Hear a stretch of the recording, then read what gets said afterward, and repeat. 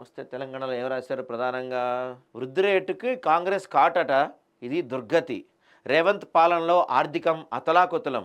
కేసీఆర్ వేసిన ఆర్థిక పునాదులను ధ్వంసం చేసిన సర్కార్ అని చెప్పి నమస్తే తెలంగాణలో రాసుకున్నారు. ఇక్కడ ఏదో కేసీఆర్ ఏదో అన్నాడు, చూద్దాం ఒకసారి ఉండండి. ఏమన్నాడినా, రాష్ట్రం ఏడబోతే ఏంది, ప్రజలేమైతే ఏంది, తమ స్వార్థ రాజకీయ అధికారమే పరమావధిగా పనిచేసే కాంగ్రెస్ పార్టీ నాయకులు తెలంగాణ ప్రజల పాలిట శాపంగా మారిండ్రు.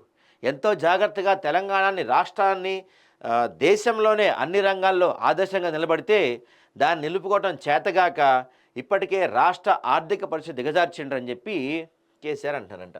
మరి ఇందాక మనం చూసాం ఏదో పంచాయతీల్లో పెరిగిందని చెప్తున్నారు కదా, జీడిపి కూడా పెరుగుతుంది అంటున్నారు కదా. ఇక కేసీఆర్ సంకల్పం కిటెక్స్ సాకారం. ఒక్క కంపెనీలోనే 25,000 ఉద్యోగాలట కిటెక్స్. నెక్స్ట్ జీఎస్టీ వృద్ధి రేటు గుండు సున్నా అని హరీష్ రావు గారు చెప్తున్నారు. పాపం హరీష్ రావు గారి పరిస్థితి ఏం బాగాలేదట కదా. హెచ్సియు భూముల అమ్మకంలో భారీ స్కామ్. కుంభకోణంలో బీజేపీ ఎంపీ హస్తం. 48 గంటల్లో అన్నీ బయటపెడతాం.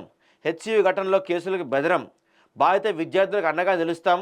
రేవంత్ వైఫల్యంతోనే మీనాక్షి సమీక్షలు. పెట్రోల్ ధరలు పెంచి పేదలపై కేంద్ర భారం. మీడియాతో చిట్చాట్లో కేటీఆర్. ఎస్బీఐ లేదా హెచ్ఎండిఏ చేదా. హెచ్సియు భూముల వ్యవహారంలో లోతుకు వెళ్లే కొద్దీ సందేహాలు. భూపందేరంలో భాగంగానే భూ విలువ తగ్గింపు. గతానికి భిన్నంగా లేఅవుట్ వేలానికి కసరత్తు. టీజీఐఏసీ హెచ్ఐడిఎంను వదిలి ఏజెన్సీకి టెండర్లు. తాకట్టు రుణంలోనూ ప్రైవేట్ బ్యాంకుల వైపే మొగ్గు. అనుమతులు లేకుండానే బుల్డోజర్లతో పనుల నిర్వహణ. చరిత్రలో తొలిసారిగా టీజీఐఏసీతో రుణం. తెరవేనిక ముఖ్యనేత సహా 2 అమాత్యులు చక్కనమాట. సో దీనికి సంబంధించి మీనాక్షిపై కూడా కక్ష కట్టారట. కాంగ్రెస్లో హెచ్సియో భూముల చిచ్చు. ముఖ్యనేత తీరుపై పార్టీ పరిశీలకుల ఆగ్రహం. ఆమె జోక్యంపై ముఖ్యనేత తీవ్ర అసహనం. ఆదాయానికి గండి కొట్టడంపై అసంతృప్తి. స్పీకర్లతో ఫ్రస్ట్రేషన్తో మీనాక్షిపై చెడుముద్ర.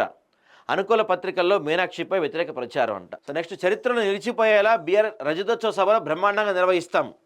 ఎల్కతుర్తిలో 1200 ఎకరాలు చురుగ్గా ఏర్పాట్లు. 119 నియోజకవర్గాల్లో నేతలకు కేసీఆర్ దిశానిర్దేశం చేస్తున్నారు. మరి కోర్టు ఏదో పర్మిషన్ రాలేదంటున్నారు కదా, దాని గురించి ఏంటి చూడాలి మరి. ఇక నెక్స్ట్ పెట్రో గుట్టు గ్రోక్ రట్టు. మోదీ హయాంలో భారీగా పెట్రోల్ వాత. సుంకాలపేట ప్రజలకు కేంద్రం టోకరా. ₹2 ఎక్సైజ్ పెంపుతో కేంద్ర ఖజానాకు ఏడాదికి 2,85,000 కోట్ల అమాంది అంట. ఏఐ చాట్ బాట్ గ్రోక్ సంచలన వాస్తవాలు. ఇక వడ్లెప్పుడు కొంటారని చెప్పి ఇక్కడ రైతులు ధర్నా చేస్తున్నారు నల్గొండ దగ్గర.